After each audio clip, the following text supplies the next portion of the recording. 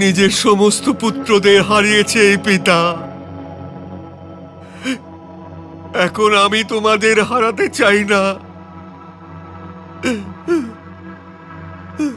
আজ্ঞা হলে আপনার ছাতির থেকে এই বয়ে যাওয়া রক্ত আমি মুছে দিই।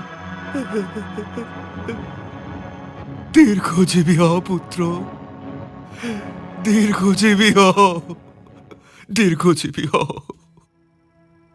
প্রণাম জ্যেষ্ঠ পিতাশ্রী। দীর্ঘজীবী হও তোমরা, দীর্ঘজীবী হও, দীর্ঘজীবী হও, দীর্ঘজীবী হও, দীর্ঘজীবী হও।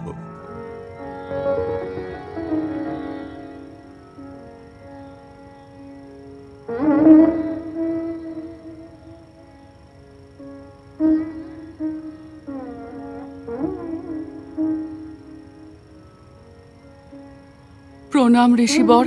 অখণ্ড সৌভাগ্যবতী হও পুত্রী। আমার ভাগ্য তো শত টুকরো হয়ে কুরুক্ষেত্রে পড়ে রয়েছে ঋষিবর। যে ক্রোধের অগ্নিতে তুমি জ্বলে চলেছ পুত্রী, সেটা তোমাকে শোভা দেয় না। যে গান্ধারী নিজের পুত্র দুর্যোধনকে বিজয়শ্রীর আশীর্বাদ দিতে কেবল এই জন্য অস্বীকার করেছিল যে ও ধর্মের পথের উপর ছিল না, আজ সেই গান্ধারী পাণ্ডবদের শাপ দেবার বিষয়ে কিভাবে চিন্তা করতে পারে?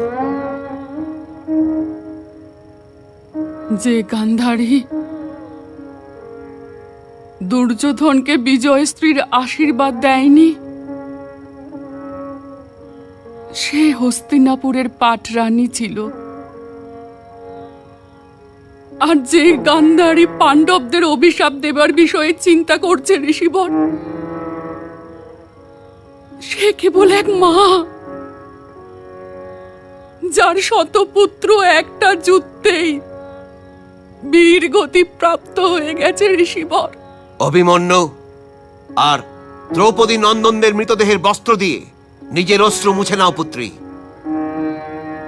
ধর্ম আর অধর্মের মাঝে হয়ে যাওয়া যুদ্ধতে রণভূমিতে পড়ে থাকা সব দেহকে চেনবার চেষ্টা করো না পুত্রী, কারণ রণভূমিতে পড়ে থাকা প্রত্যেকে সব তোমার নিজেরই সব। কিন্তু ধর্মযুদ্ধ তো ধর্মানুসারে হওয়া উচিত ছিল না ঋষিবর। আমি দুঃশাসন বধের জন্য ক্রোধিত নই, কিন্তু ভীমের ওর রক্ত পান করা উচিত হয়নি। লঙ্ঘনের বিষয় নিয়ে চিন্তা করবার সময় এটা নয় গান্ধারী। লেখার বিষয় ইতিহাসের ওপর ছাড়ো। ও গণিতে নিপুণ, সে কোনো ভুল ত্রুটি করে না। এরপরেও যদি তুমি ওদের শাপ দিতে চাইছো, তবে অবশ্যই দাও। ওরা সেটাকে তোমার আশীর্বাদই মনে করবে।